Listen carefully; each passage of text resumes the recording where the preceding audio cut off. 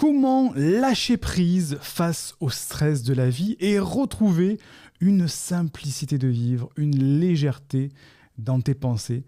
C'est ce qu'on va voir aujourd'hui.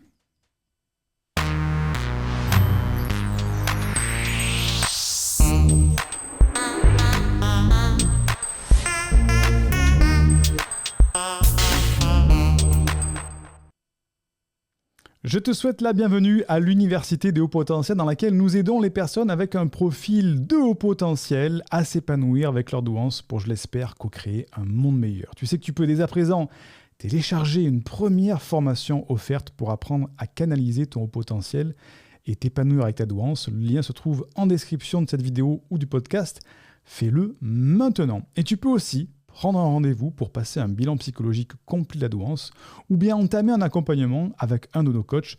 Toutes les informations sont en description. Alors, aujourd'hui, le monde du travail, les relations sociales, les relations sentimentales, la parentalité pour certains, la santé, les informations, tout ça, ça peut générer du stress en permanence. Et quand tu as un profil atypique, un profil haut potentiel, hypersensible, eh bien, comme je le disais dans la vidéo du début de la semaine, on a la sensibilité à fleur de peau et cette sensibilité nous génère du stress. On peut avoir des peurs, des angoisses, des frustrations liées à cette accumulation de stress.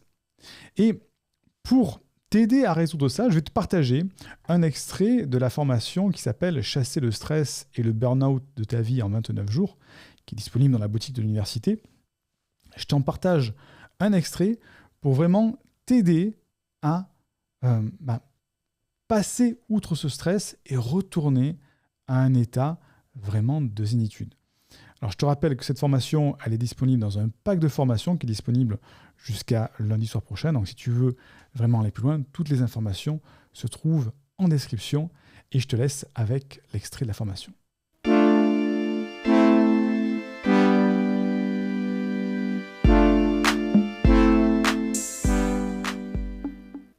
Alors justement, dans le chapitre précédent, on parlait de cette méthode du lâcher-prise, qu'on appelle aussi le mindfulness. Et bien, dans ce chapitre, on va apprendre à l'utiliser. C'est une technique de relaxation que tu dois utiliser au dernier moment parce qu'elle a un effet à court terme. Alors attention, il ne faut pas confondre lâcher-prise et désengagement ou passivité. Dans le lâcher-prise, tu es toujours acteur de tes actions, tu es proactif. Donc, il ne faut pas confondre lâcher prise et je me désengage totalement, ou alors je suis passif, je ne fais plus rien. Non, c'est un lâcher prise. Je vais t'expliquer la différence.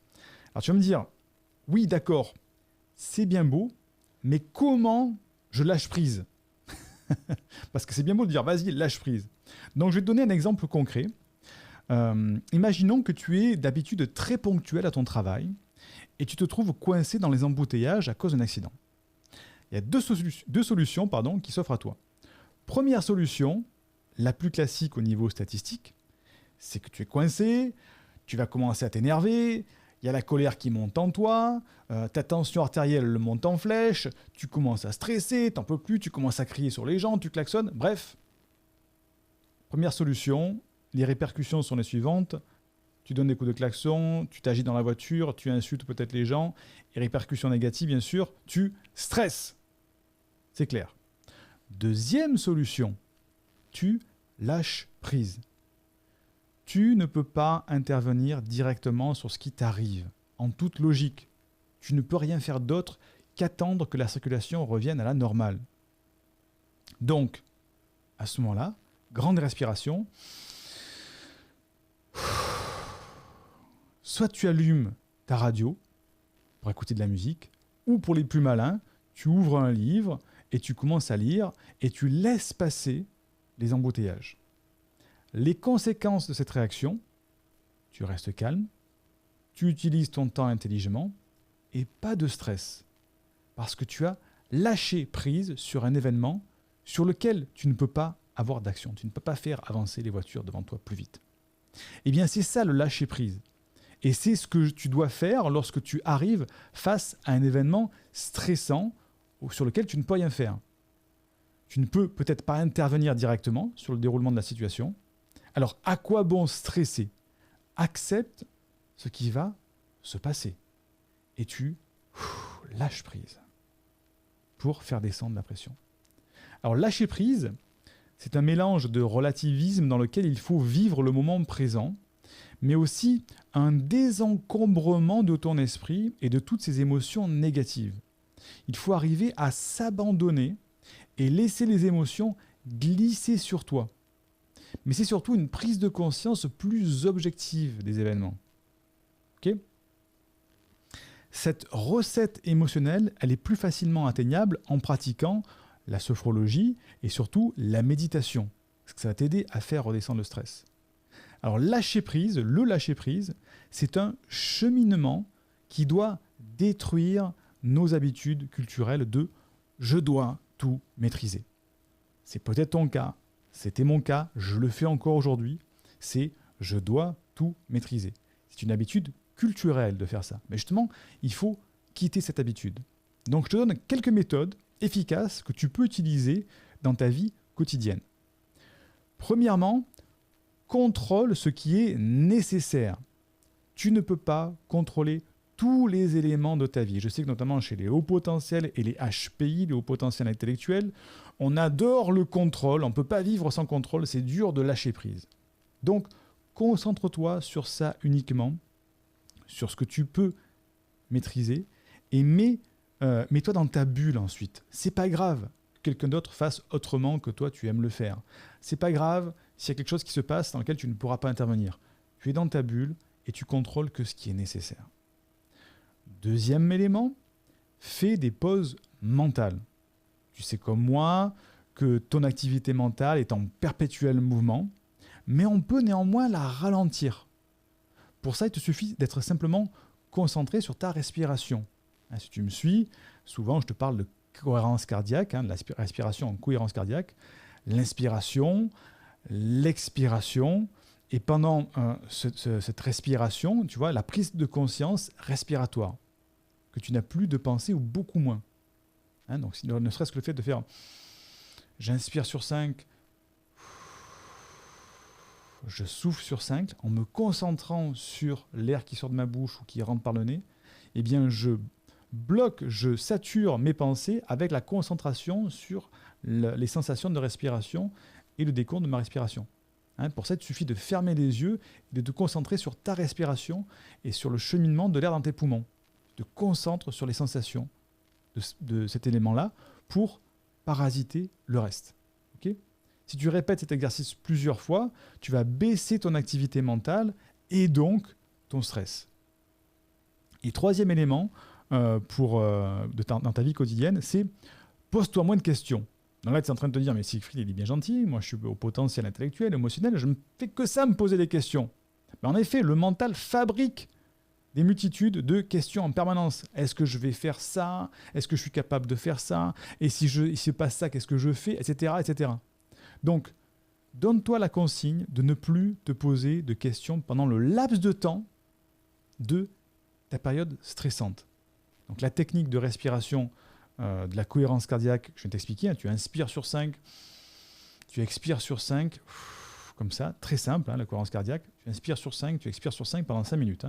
Il n'y a pas plus simple et plus efficace, mais en faisant ça, tu dis pendant ce moment-là, pendant ces 5 minutes, allez, je laisse passer mes questions dans ma tête comme des nuages qui passent dans le ciel, et je me reconcentre sur ma respiration, sur les sensations dans mon nez, dans ma bouche.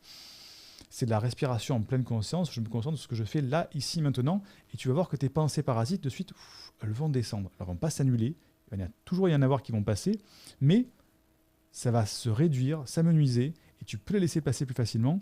C'est un entraînement, justement, à avoir moins de pensées parasites. Donc, en résumé, le lâcher-prise, c'est vivre l'instant présent, sans se soucier du passé et du futur, sans laisser les émotions nous submerger.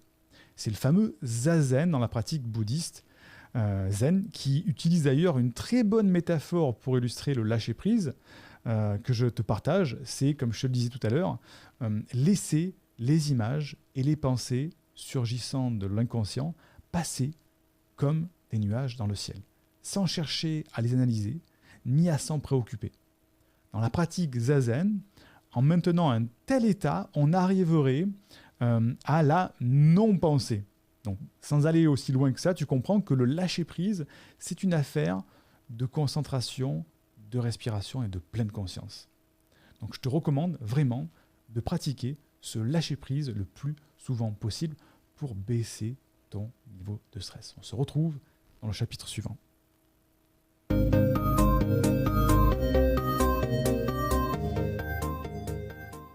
Alors maintenant que tu as vu cet extrait, dis-moi en commentaire si toi aussi tu arrives à lâcher prise ou est-ce que tu as essayé à plusieurs fois d'arriver à lâcher prise pour retrouver un état beaucoup plus zen.